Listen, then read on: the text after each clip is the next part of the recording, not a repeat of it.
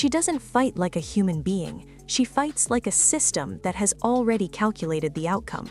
Every movement is clean, efficient, almost unreal, like a character pulled straight from a fighting game and dropped into real life. There is no emotion on her face, no wasted motion in her body. Perfect timing, perfect distance, and the terrifying understanding that once she touches you, you are already late. Not late to react, not late to adjust, but late to escape. This is not a simulation. This is Seikka Isizawa, and before most of the world even learned her name, she had already solved the puzzle of how to dominate women's MMA without chaos, without violence for show, and without mercy disguised as restraint. 18 fights, 18 wins, 0 losses. Numbers that look impressive on paper, but fail to explain what actually happens once the cage door closes. People don't realize they are losing until they are already trapped, and by the time that realization hits, the fight is no longer theirs. They are moving, but they are not deciding. They are breathing, but the air belongs to her. This is why insiders whisper her name. This is why Dana White is watching. This is why there is talk of entire divisions being shaped around one woman who has somehow stayed invisible to the mainstream. Not because she lacks dominance, but because her dominance is too quiet, too controlled, too surgical to scream for attention. She was born on November 1, 1997, in Utsunomiya, a quiet city north of Tokyo. There was no legacy waiting for her, no family of fighters, no martial arts lineage written into her bloodline. What there was, instead, was chaos. 4 children, constant fighting, and a mother who chose structure over punishment. At 4 years old, Seikka Isizawa stepped onto the mat not to learn how to hurt, but to learn how to fall, how to grip, how to control another body without panic or force. Judo gave her balance, wrestling gave her leverage. Sumo later gave her weight awareness and pressure. While other children played, she learned how to stay calm in uncomfortable positions, how to breathe when someone was trying to pin her, how to think when instinct told her to thrash. By elementary school, her precision separated her from everyone else. She was not the strongest, she was not the fastest, she was the cleanest. National champion in junior wrestling, 3rd place nationally in judo, later 2nd place in national sumo at ultra lightweight. 3 disciplines, 1 theme. Control without destruction. While others chased victories, she collected systems. She did not grow up learning how to win fights. She grew up learning how to remove options. That difference became impossible to ignore on December 31, 2021 at the Saitama Super Arena, the biggest night in Japanese MMA. Ayaka Hamasaki, reigning champion, feared finisher, the most dangerous woman in the division. Across from her stood Seikka Isizawa, 4 fights into her career, barely a year and a half into MMA. 93% of fans expected the champion to roll through the newcomer, and at first, everything looked familiar. Hamasaki pressed forward, hunted damage, chased the kind of knockout that had built her reputation.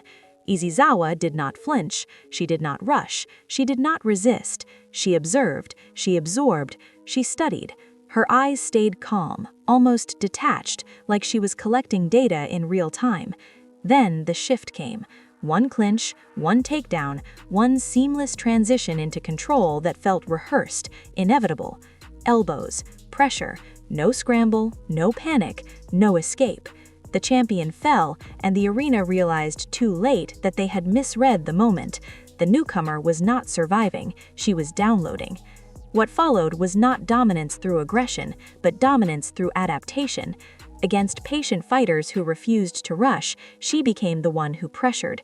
Against technicians willing to go the distance, she dictated pace and timing. She never chased finishes, she waited for errors.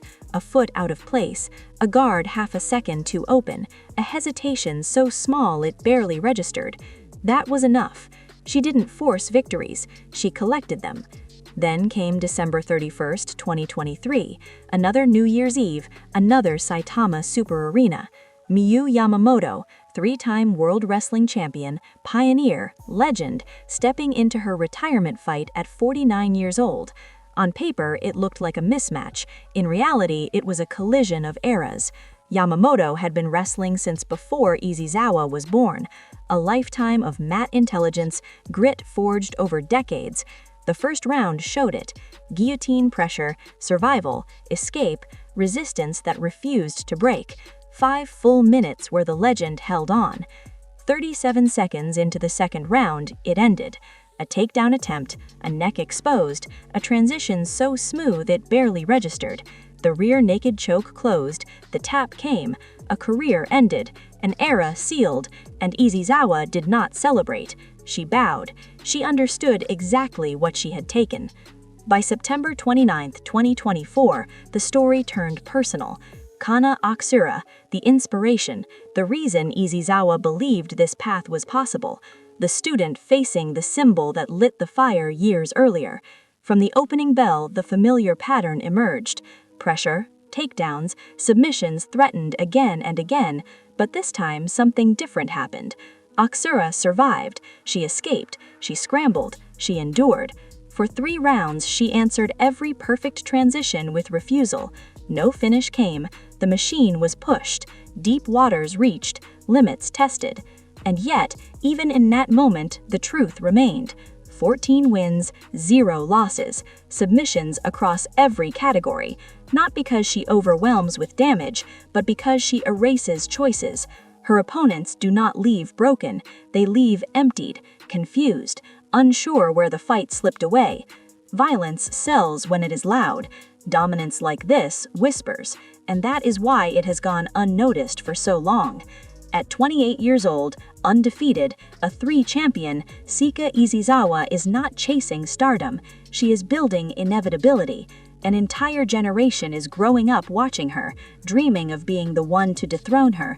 She welcomes it. She wants to be the obstacle that defines careers. Because by the time most people notice her, the fight will already be over. If you enjoyed this deep dive into one of the most quietly terrifying fighters in the world, let us know what you think. Do you believe Seikka Isizawa is ready for the global stage, or is the world still unprepared for what she represents? Drop your thoughts in the comments, hit like if you appreciate this kind of storytelling, and subscribe so you don't miss the next legend waiting to be uncovered.